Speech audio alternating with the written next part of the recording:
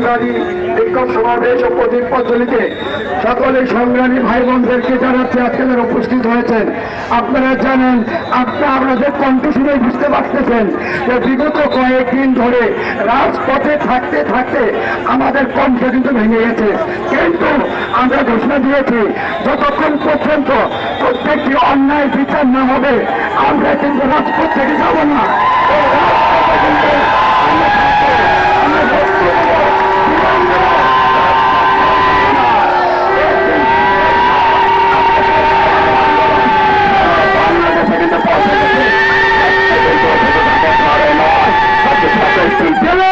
আপনি কিন্তু কর্মসূচি হচ্ছে, আগামীকাল আরো 20টি জেলায় কর্মসূচি হবে, এরপরে উপজেলায় হবে, ইউনিয়নে হবে, ওয়ার্ডে ওয়ার্ডে হবে, জায়গায় বন্ধ করতে পারবেন। যতক্ষণ পর্যন্ত আমাদের আত্মবা দাবি নিয়ে এই অন্তর্বর্তীকালীন সরকার আমাদের সাথে বসবে না, ততক্ষণ পর্যন্ত আন্দোলন বন্ধ হবে না। ছাত্র যুব সমাজের পক্ষ থেকে কিন্তু আমি স্পষ্ট বক্তব্য দিয়েছি, আমরা কিন্তু ঘরে ফিরবো না। আর একটা কথা বলতে চাই, এই যে আমাদের বাংলাদেশের কথিত কিছু দালাল রয়েছে, হিন্দু দালাল রয়েছে, নির্যাতন হয় নাই, তারা বাংলাদেশের মিডিয়াকে বলে সংখ্যালঘু নির্যাতন হয় নাই, তারা আল জাজিরাকে বলে সংখ্যালঘু নির্যাতন হয় নাই। সে কে? সে হচ্ছে অ্যাডভোকেট গোবিন্দ চন্দ্র পাহাড়ের।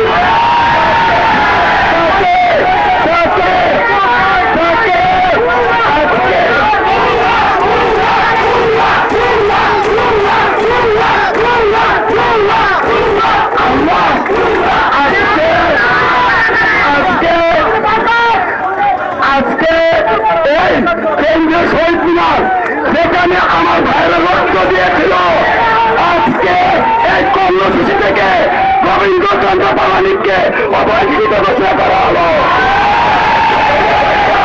আমার ছাত্র ভাইরা, যুব ভাইরা, মা বোনেরা তাকে অবাঞ্ছিত ঘোষণা করবেন। তা না হলে আজকে আমার যে বাড়িঘর ভেঙেছে, আমার মা বোন লাঞ্ছিত হয়েছে, আমার ভাই হত্যা হয়েছে, তাদের রক্তের সাথে বেইমানি করা হবে। আজকে ধন্যবাদ জানাচ্ছি, আজকে আমাদের ছাত্র ভাইরা যারা উপস্থিত হয়েছেন সবাইকে ধন্যবাদ জানাচ্ছি।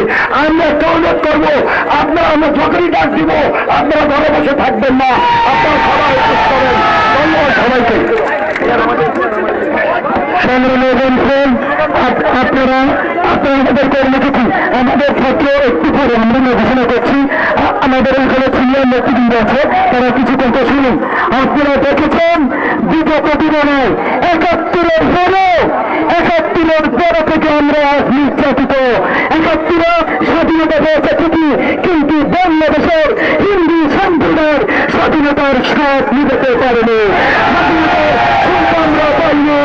সংগ্রামী বন্ধুগণ, রক্তাক্ত স্মারক আমরা দেখেছিলাম, রক্তাক্ত স্মারকে কিভাবে আমাদের নির্ধারণ করা হয়েছে। আমরা খুলনার চুপনগরের কথা ভুলে যাই নাই, নোয়াখালীর কথা বাংলা ভুলে যাই নাই।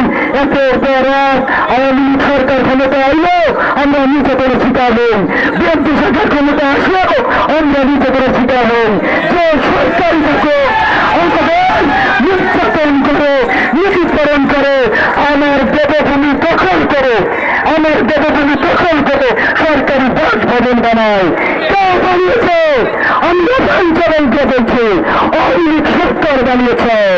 আমার প্রকল্পটি অর্পিত কে করেছে? আওয়ামী লীগ সরকার করেছে। তাই বন্ধুগণ, রক্তে আগুন লেগেছে, অস্তিত্বে আগুন লেগেছে, এখন আর ছেড়ে দেওয়ার সময় নয়। এখন আর কে কোন দলের, কে কোন সংগঠনের সাথে যুক্ত, কে কোন মতের, কে কোন পথের, সেটা দেখার